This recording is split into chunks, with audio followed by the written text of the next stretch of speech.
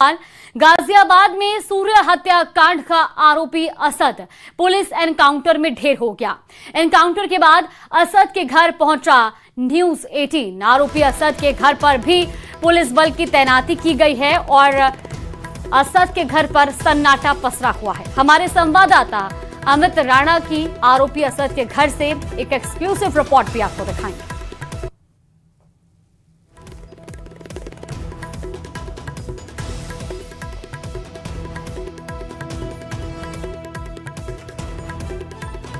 सूर्य हत्याकांड का मुख्य आरोपी असद, जो कि 50,000 का इनामी बदमाश भी था, आज अल सुबह पुलिस मुठभेड़ में मारा गया। तस्वीरें मैं उसके घर की दिखाना चाहूंगा। इसी बिल्डिंग की सेकंड फ्लोर पर असद रहा करता था। एहतियातन यहाँ पर भी आप देख सकते हैं खासी तादाद में पुलिस बल तैनात किया गया है ताकि लॉ एंड ऑर्डर की स्थिति ना बिगड़ने पाए। अंदर की तस्वीरें मैं आपको दिखाना चाहूंगा कि जिस फ्लोर पे असद रहा करता था, असद अपने पिता और माता के साथ रहा करता था, जो उसकी सौतेली माँ थी, क्योंकि जो उसकी रियल मदर थी उनकी पहले से ही मृत्यु हो चुकी थी।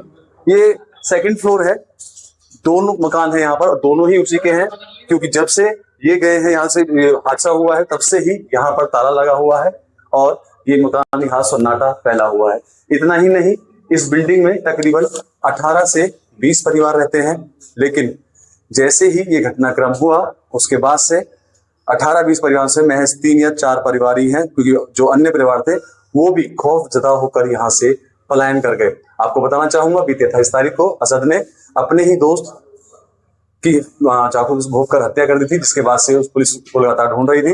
3 आरोपों को पहले ही गिरफ्तार कर लिया गया था। सूर्य की हत्या के आरोप में 50,000 के इनामी बदमाश असद की आज पुलिस से मुठभेड़ हुई, जिसमें उसकी मौत भी होगी, जबकि उसका एक साथी मौके का फायदा पाकर फरार हो गया। कैमरा पर्सन सतीश के साथ अमित राणा, न्यूज 18 प्रदेश।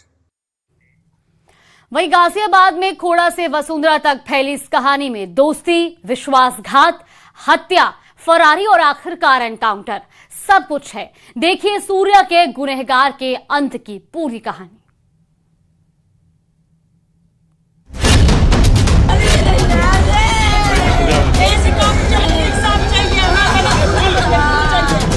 मोदी योगी से यही दरख्वास्त है, मुझे खून के बदले खून चाहिए और मुझे कुछ नहीं चाहिए। फरार आरोपी असद को अल सुबह मुठभेड़ के बाद ढेर कर दिया है।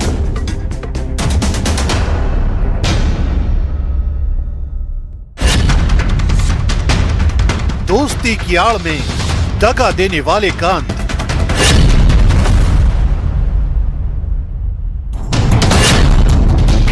गाजियाबाद के वसुंधरा में असद का एनकाउंटर।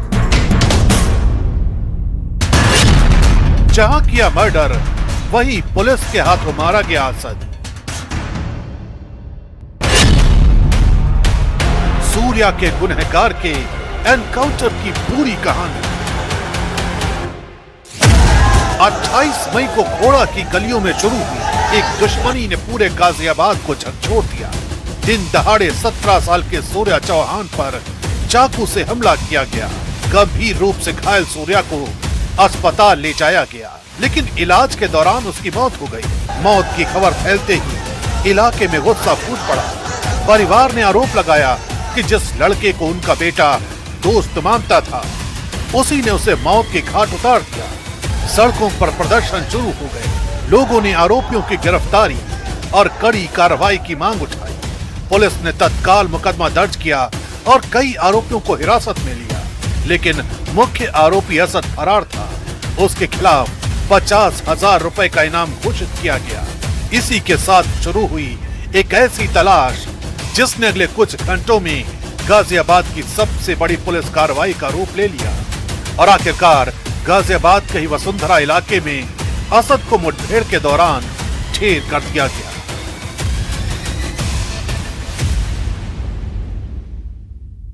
मुख्य आरोपी असद है, वो अपने दोस्तों के पास कुछ पैसे लेने के लिए आ रहा है, क्योंकि उसे यहाँ से बाहर भागना था। जैसे ही इसकी सूचना पुलिस को मिलती है, पुलिस ने बैरिकेड की, मेन रोड पे बैरिकेड की, लेकिन जैसे ही पुलिस ने उसको रुकने का इशारा किया, उसने अब बाइक जंगल की तरफ दौड़ा दी। पुलिस ने भी उसका पीछा किया। इसी दौरान उसके द्वारा पुलिस पर फायरिंग की गई। तकरीबन 7 राउंड फायरिंग उसकी तरफ से की गई थी। जवाबी कार्रवाई करते हुए पुलिस ने फायरिंग की, जिसमें कि असद को गोली लगी। वहीं असद के द्वारा चलाई गोली से एक सिपाही भी घायल हुआ। दोनों को अस्पताल ले जाया गया, जहां डॉक्टरों ने उसे मृत भी घोषित कर दिया। फिलहाल मैं तस्वीर आपको दिखाना चाहूंगा। ये मेरे पीछे मौके पे वही तस्वीरें हैं जहां एनकाउंटर हुआ था। और यहाँ पर आप देख सकते हैं पूरा जंगल का इलाका है जहां इस तरह का ये एनकाउंटर पुलिस के द्वारा किया गया है। बताया जा रहा है कि असद लगातार ठिकाने बदल रहा था और पुलिस की गिरफ्त से बचने की कोशिश कर रहा था। इसी बीच पुलिस को सूचना मिली कि वो अपने एक साथी से मिलने और कुछ पैसे लेने के लिए खोड़ा इलाके में आने वाला है। इनपुट मिलते ही खोड़ा और इंदिरापुरम पुलिस ने जॉइंट ऑपरेशन शुरू कर दिया। पूरे इलाके में बैरियर लगाकर चेकिंग की गई और संदिग्ध वाहनों पर नजर रखी जाने लगी।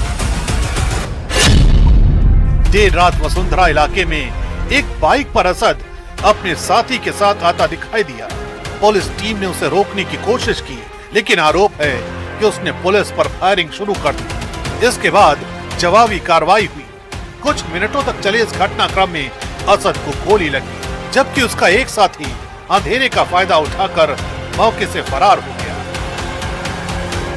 असद अपने एक साथी के साथ बाइक से आता हुआ दिखाई देता है तो पुलिस टीम उसे रोकने का प्रयास करती है और उसे चेतावनी देती है, लेकिन उसने पुलिस टीम पर फायरिंग की। प्रतिरक्षा में प्रत्युत्तर में पुलिस टीम के द्वारा जवाबी फायरिंग की जाती है, जिसमें असद को गोली लगती है।